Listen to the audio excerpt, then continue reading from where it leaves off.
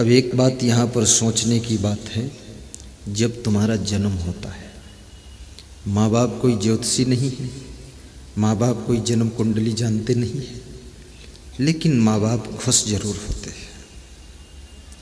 हालांकि माँ को प्रसव पीड़ा होती है, बच्चे को जन्म देने के समय उसको कष्ट होता है, लेकिन मन में खुशी होती है कि मेरा लाल आया है। अगर वही लाल जवान होने पर अपने माँ बाप के लिए काल बन जाए तो सोचो उनको कितना दुख होगा। जो तुम्हारे जन्म के कारण भी खुश हुए हैं, उनको बचपन भी ऐसे जीना कि बचपन में भी खुशियां देना। कहीं तुम्हारे बचपन की हरकतों से उनकी खुशियां छिन न जाएं, इस बात की जरा फिक्र रखना। और जो तुम्हारे जन्म लेने से 3 साल के तुम थे, ठुमक ठुमक कर चलते थे, तुम्हारी अंगुली पकड़कर वो चलाते थे और तुम्हारा ख्याल करते थे, गोद में लेते थे, मुस्कराते थे, तो कम से कम जवान होने पर, तुम जब जवान हो जाओगे, माँ बाप बूढ़े हो जाएंगे, तो उनको रुलाना मत, दुखाना मत, फिर उनको और खुशियाँ देना। जवानी में कोई ऐसी गलती न करना, जवानी में कोई ऐसी भूल न करना, जवानी में कोई ऐसी हरकत न करना, जवानी में ऐसे कोई खाम खा के काम न करना जिससे कि माता पिता को बैठ कर रोना पड़े। कितने माता पिता कहते हैं कि शत्रु भी इतना नहीं सताता है जितना मेरा पुत्र सताता है। अभी एक माता पिता मेरे पास में आए थे सिवनी जिले में, तो कह रहे थे गुरुजी हमारे बेटे ने हमको मारा है, हाथ टूट गया है। तुमने कहा बेटा कहाँ है, लाओ समझा देते हैं। बोले वो तो दारू पीता है, यहाँ आता ही नहीं, यहीं से कुछ कर दो जंत्र मंत्र। तो हमने कहा इतना लंबा इंजेक्शन नहीं लग पाएगा, सामने ले आते तो कुछ हम मेहनत करते उसके ऊपर। बूढ़े बाप का हाथ तोड़ दिया है, शराब पीता है, बाप हमारे पास बैठकर रोता है। ये पुत्र नहीं है, शत्रु पैदा हुआ है, एक काल पैदा हुआ है।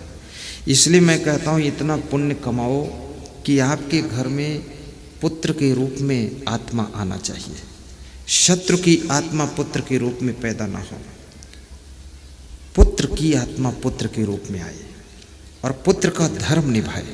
और ये सब पुण्य से ही संभव है।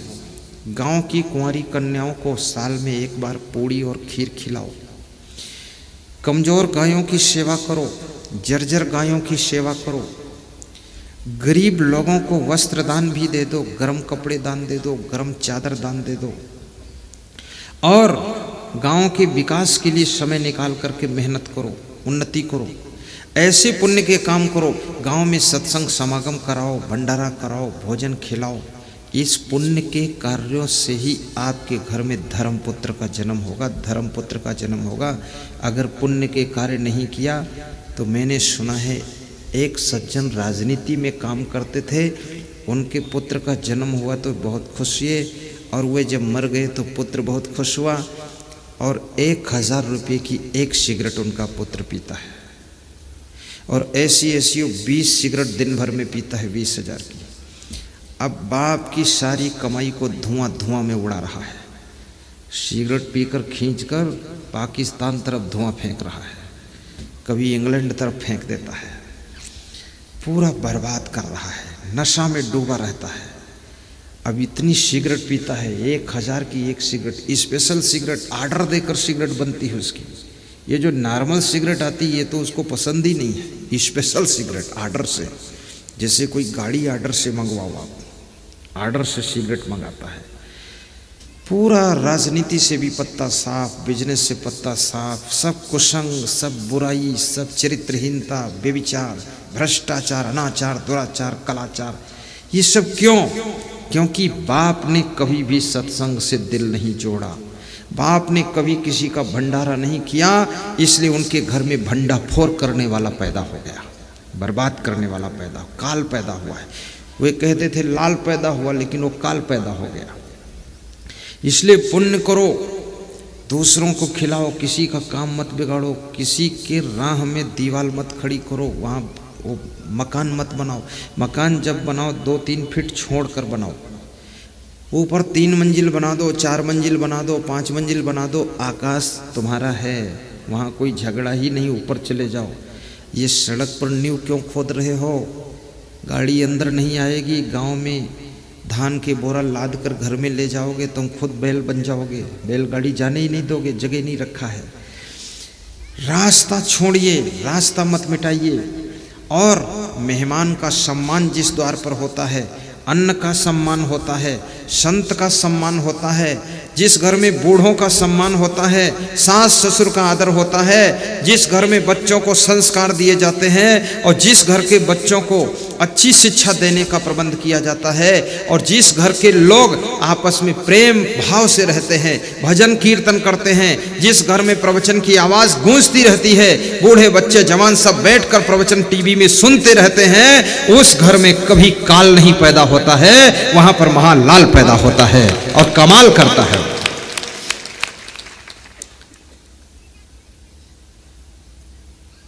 साहिब बंदगी बोलो, थोड़ा खा लो, बुद्धि एकदम प्रचंड बढ़ेगी, बुद्धि के सागर हो जाओगे। कभी पेट भर के मत खाना, ये चुपके से बता रहा हूं, सबको मत बताना। तुम बहुत बुद्धिमान बनोगे, ये प्रैक्टिकली बात बता रहा हूं आपको, बुद्धिमान हो जाओगे। स्मरण शक्ति बहुत तीक्ष्ण रहेगी, कुशाग्र बुद्धि, इंटेलिजेंस ब्रेन आपका रहेगा, याद करोगे फिर भूलेगा नहीं, और दौड़ने का मन होगा। और जरा सा भोजन जरूरत से ज़्यादा अगर पेट में पहुंच गया तो सुस्ती रहेगी, उदासी रहेगी, चेहरे पर प्रसन्नता नहीं रहेगी, और सबसे बड़ी बात, बुद्धि का स्मरण कम हो जाएगा, भूलना शुरू कर दोगे, और नींद भी अच्छी नहीं आएगी। ना ना ना ना, थोड़ा कम खाने से नींद अच्छी आती है, थोड़ा कम खाने से मेमोरी स्ट्रांग रहती है। ये आज फार्मूला बता रहा हूँ, इसको आज शाम से ही लागू करना, थोड़ा कम कर देना। 1 मुट्ठी चावल सुबह कम खाओ, 1 मुट्ठी शाम को 2 मुट्ठी, 2 रुपये का चावल कम खाओ, 730 रुपये साल में तुम्हारे बचेंगे। अगर 10 सदस्य हैं, 10 सदस्य तो 7300 रुपये बचेंगे साल में। अगर तुम्हारे गांव में 100 घर हैं, 100 घर, 100 को 7300 से गुणा कर दो तो 7,30,000 बचेंगे। वही 2 मुट्ठी चावल की बचत में हर साल मुझे बुला के प्रोग्राम कर दो, क्या बात है। तुमको ये पता नहीं था 2 मुट्ठी क्यों बचा रहे हैं, हम अपना जुगाड़ बना रहे प्रोग्राम।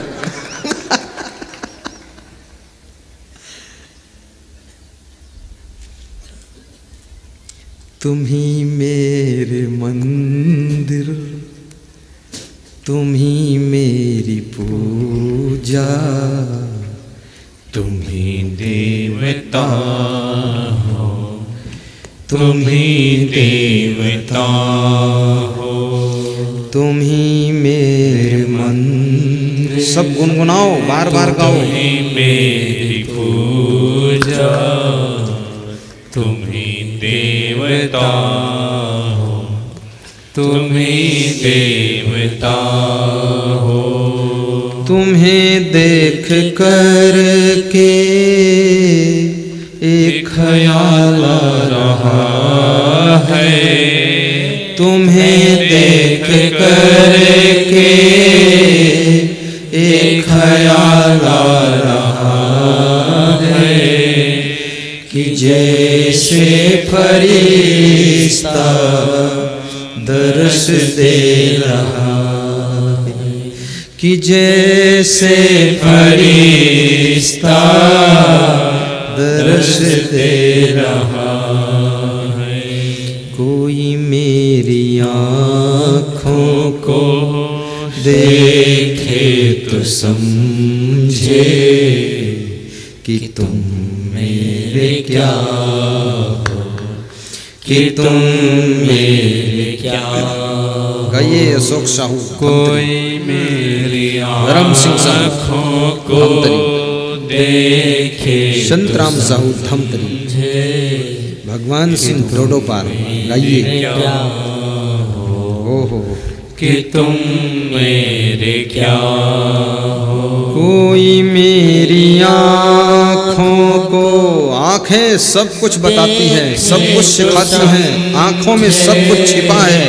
आँखों को पढ़ना सीखो, आँखों को देखना सीखो, अपनी पत्नी की आंख देखो, पति की आंख देखो, बेटे की आंख देखो, आंख की पहचान देखो, आंख में क्या लिख कर आ रहा है। आंख पूरी खुली किताब है, उसको पढ़ना आ जाए तो कभी आप रास्ता भटक नहीं सकते हो। कोई मेरी आंखों को देखे तो समझे। दिल में प्रेम होगा तो आंखों की रौनक बदल जाएगी, दिल में क्रोध होगा तो आंखें लाल हो जाएंगी, और दिल में भाव होगा तो आंखें भर जाएंगी, आंसुओं से भर जाएंगी, और दिल में लोभ होगा तो आंखें चोर जैसी बन जाएंगी। आंखें चेंज होती हैं, आंखें बदलती, इनकी बनावट दिखावट चेंज होती है। आंखों को पढ़ना सीखो, चेहरे को पढ़ना सीखो, और मनुष्य की मुस्कान को भी पढ़ना सीखो, उसकी चाल को पढ़ना सीखो। जिसको इंसान को रीडिंग करना आ गया वो कभी फेल नहीं होता है, सदैव सफल होता है। भाइयों बहनों, आपकी आंख में सब कुछ छिपा है, देखने वाला चाहिए। कभी कभी अपनी पत्नी की आंख को देखो, उसके मन में कितनी करुणा है, कितना प्रेम है, कितना मोह है, कितना भाव है, कितना दुख है, कितनी दर्द है, उसको पहचानो। तुम्हारे प्रति वो कितना न्यौछावर है। और कभी कभी अपने पति की आंख को भी देखना कि उसकी पीड़ा क्या है। जो अंदर की पीड़ा आंखों में झलक आती है, अंदर का आनंद आंखों में झलक आता है, ये आंखें छिपने नहीं देती हैं। इसलिए जो बहुत चालाक होते हैं ना, वो काले रंग का चश्मा लगा लेते हैं ताकि आंख देख ना पाओ, सब छिपाना है उनको। कोई मेरी आँखों को गाइए देखे तो समझे कि तुम मेरे क्या हो, कि तुम मेरे क्या हो। महाराष्ट्र में मेरा सत्संग था, गुजरात के भक्त विट्ठल भाई हमको पदरौनी के लिए 10 मिनट के लिए बुलाने हैं। 40 किलोमीटर दूर पदरौनी। तो मेरे प्रबंधक ने कहा नहीं हो पाएगा इतनी दूर। तो वे दौड़कर मेरे आगे खड़े हो गए, ऐसे एकदम हाथ करके। मैंने कहा रुको रुको, कहाँ से आए हो? बोले गुरुदेव हमारे यहाँ चलना है। एकदम कांपने लगे। मैंने कहा चिंता मत करो, आराम से बैठो। 40 किलोमीटर हो चाहे 400 किलोमीटर हो, मैंने तुम्हारी आँख को पढ़ लिया, दिल को पढ़ लिया, चलूँगा, तुम घबराओ मत।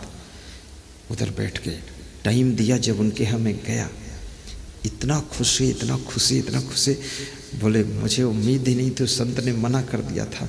हम बहुत दुखी हो गए थे। मैंने कहा मैं किलोमीटर से नहीं जाता हूँ, मैं ज़्यादातर लोगों के प्रेम के मीटर से ही जाता हूँ। आ जाऊँगा, चिंता मत करो।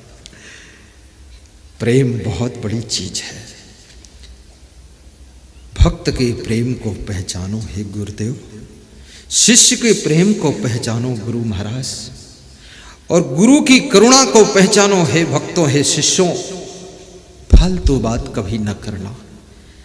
दिल को रहम दिल बनाओ, प्रेम दिल बनाओ, करुणा दिल बनाओ, और दिल में इतना भाव भरो कि प्रेम की गंगा बहाते चलो, ज्योति से ज्योति जलाते चलो। गाइए, एक पंक्ति ये भी गाइए। प्रेम की गंगा बहाते चलो, ज्योति से ज्योति जलाते चलो, ज्योति से ज्योति जलाते चलो।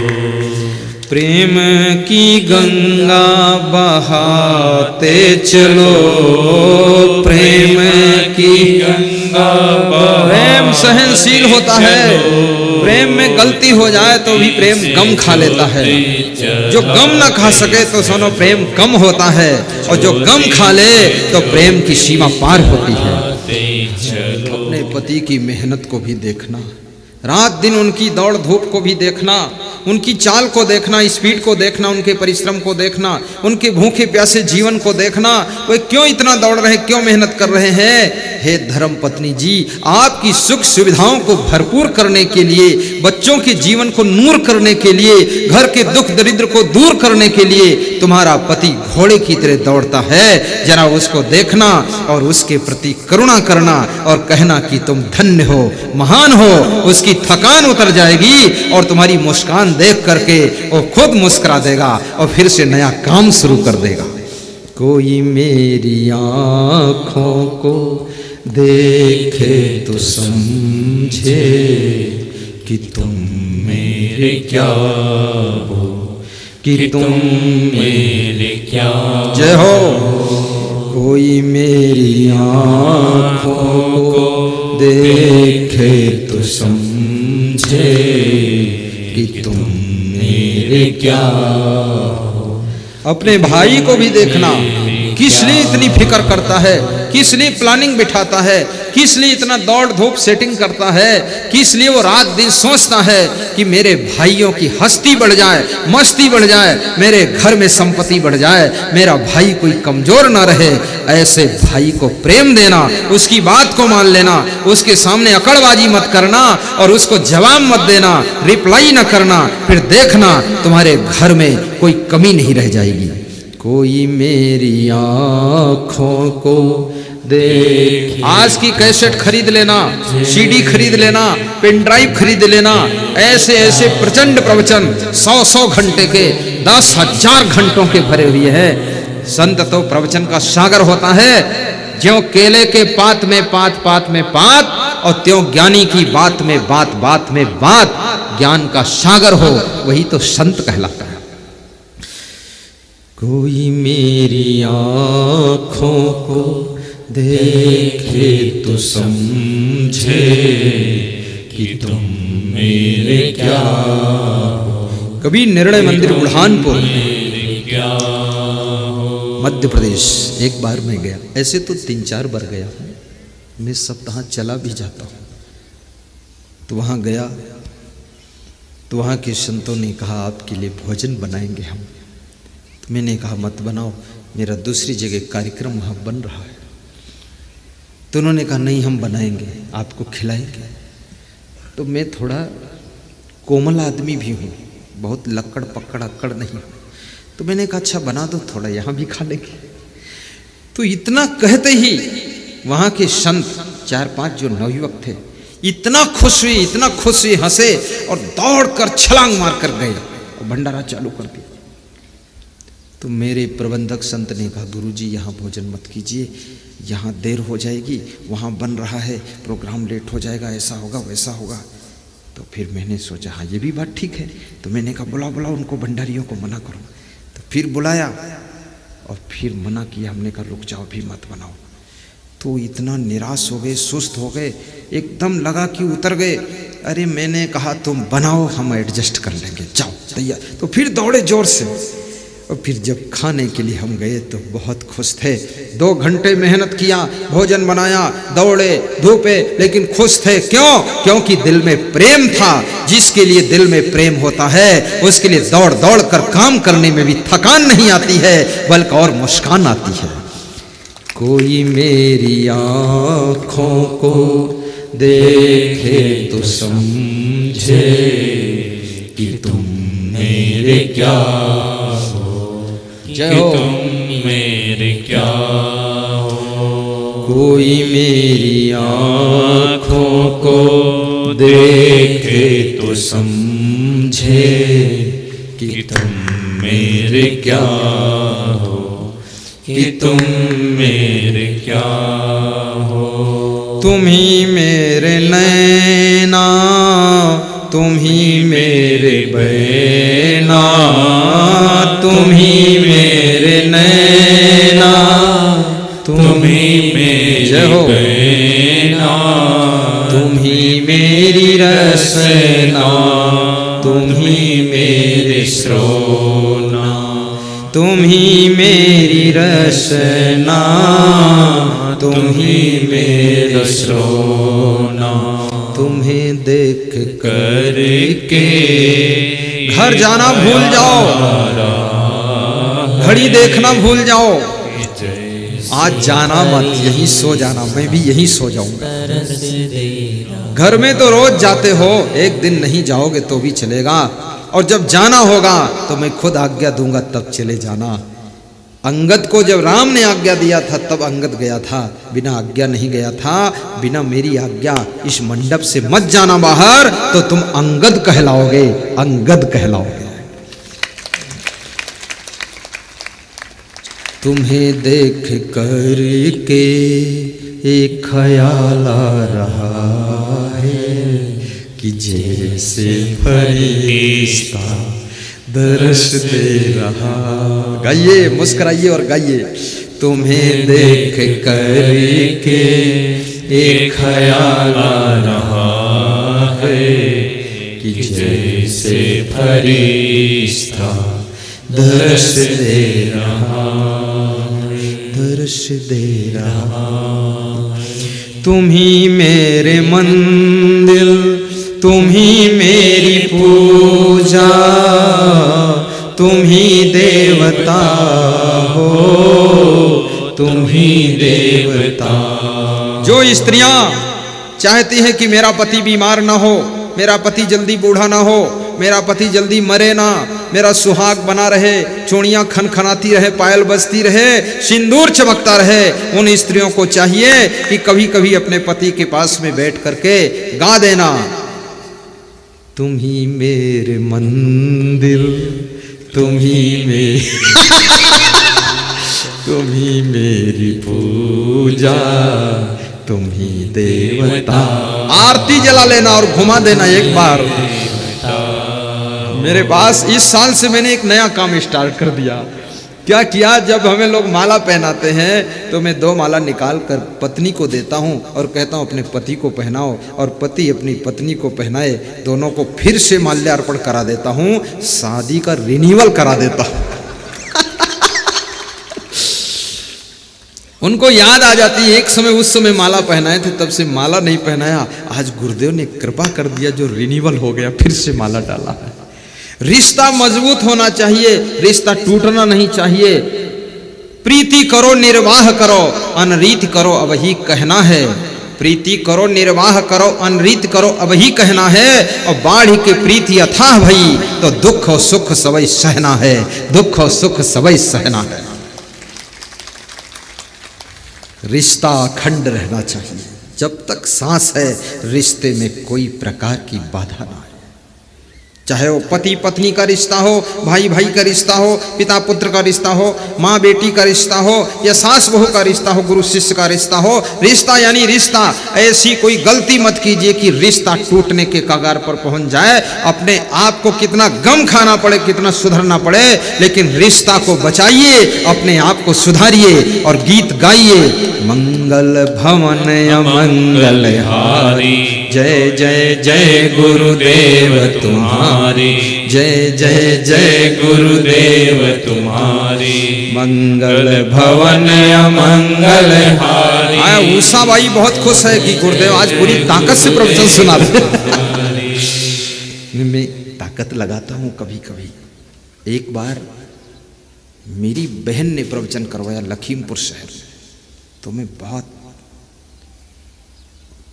ताकत से सुनाया, लेकिन थोड़ा कम ताकत लगाया। फिर मेरी जन्मभूमि पर मेरे पिताजी ने प्रवचन करवाया, तो वहाँ थोड़ा ज़्यादा ताकत लगाया। तो मेरी बहन ने आकर मंच पर प्रणाम किया, गुरुजी आप हमारे गांव में इतना अच्छा नहीं सुनाए थे, ढील ढाल कुछ कर रहे थे और यहाँ अच्छा बहुत सुना रहे। बोले, मैंने कहा ये मेरी जन्मभूमि है। बोले वो आपकी बहन थी तो वहाँ क्या इतना दम नहीं लगाया? मैंने कहा रोज़ दम लगाऊंगा तो दम निकल जाएगी। इसलिए कभी कभी ऐसा बहुत अच्छा लगा है। फागुंदा मैं फिर आऊं, ऐसी मेरी शुभकामना है। फागुंदा तुम फिर बुलाना, ऐसी तुम्हारी मनोकामना होनी चाहिए। तुम ही मेरे मंदिर, तुम ही मेरी पूजा। आज पति लोग खुश हैं, वो सोचते हैं कल से मेरी आरती होगी। आरती करना बुरा नहीं है, अपने पति का सम्मान तो करना ही चाहिए, गुरु का सम्मान करना चाहिए, माँ बाप का सम्मान, सास ससुर का सम्मान, जेठानी का सम्मान, बड़े भाई का सम्मान। सम्मान तो कर, और जो सम्मान दूसरों का करता है ना, उसका सम्मान तो हर जगह होता है, और जो दूसरों का सम्मान नहीं करता है उसका अपमान बहुत जगह हो जाता है। इसलिए पति का सम्मान तो करना ही चाहिए। हमें सतयुग वापस लाना है, कलयुग को भगाना है। और ये जो इंग्लैंड और पाश्चात्य है ना, क्या बोलते, अमेरिका, संस्कृति नहीं है, वो विकृति है उनकी, उसको यहाँ रुकने नहीं देना है। फैशन वैशन के चक्कर में नहीं पड़ना है। सिंपल जीवन जियो, योग्य बनो, बुद्धिमान बनो और महान बनो, आगे बढ़ो, उन्नति करो, बुद्धिमत्ता में जरा भी कसर न रहे। जैसे मैं कपड़े ऐसे सिंपल पहनता हूँ, लेकिन जब बात लोग हमसे करते हैं तब उनको पता चलता हमसे भी ज़्यादा ब्रेन रखने वाला आदमी है। तो ऐसा दिमाग ज़्यादा रखो, दिल ज़्यादा रखो, दया भाव रखो। मांस मछली अंडा नशा शराब जुआ ऐसा वैसा खाना पीना बिल्कुल बंद, गुड़ाखू घिसना बंद। आपका जीवन आनंद आनंद आनंद। कबीर कह रहे हैं, ताली बजा लो फिर। कबीर जब हम पैदा हुए जग हंसे हम रोए, ऐसी करनी कर चलो जग हम हंसे जग रोए। वाह, हंसते हंसते संसार से विदा होना। दिवसे नैव तत्कुर्यात् येन रात्रौ सुखं वसेत्, अष्टमासेन तत्कुर्यात् येन वर्षा सुखं वसेत्, पूर्वे वयस्तत्कुर्यात् येन वृद्धा सुखं वसेत्, यावज्जीवेन तत्कुर्यात् येन प्रेत्य सुखं वसेत्। विदुर नीति के श्लोक हैं दो। दिन में ऐसा काम करो जिससे कि रात को सुख से सो सको। 8 महीने में वह सब काम पूरे कर लो जिससे वर्षा की ऋतु में 4 महीने चैन से छत के नीचे रह सको। बचपन और जवानी में वह सब काम कंप्लीट कर डालो जिससे बुढ़ापे में मुस्कुरा कर जी सको। और जिंदगी भर में वह सब काम पूर्ण कर लो जिससे कि हंसते हंसते मर सको, हंसते हंसते मर सको। कितनी लंबी जिंदगी है, इतनी जिंदगी में कुछ किया ही नहीं। बहुत कुछ कर डालो, आलस्य मत करना। अपनी शरीर की शक्ति, मन की शक्ति, बुद्धि की शक्ति, वाणी की शक्ति, इनको पूरा निचोड़ कर सदुपयोग कीजिए। आलस्य में पड़े मत रहो। ऐसी जिंदगी बनाओ कि दूसरों के दिलों पर राज करो। दूसरों के दिलों में तुम्हारा स्थान होना चाहिए। जिंदगी ऐसी बना जिंदा रहे दिल साध तू, और तू न हो दुनिया में तो दुनिया को आए याद तू, दुनिया को आए याद तू।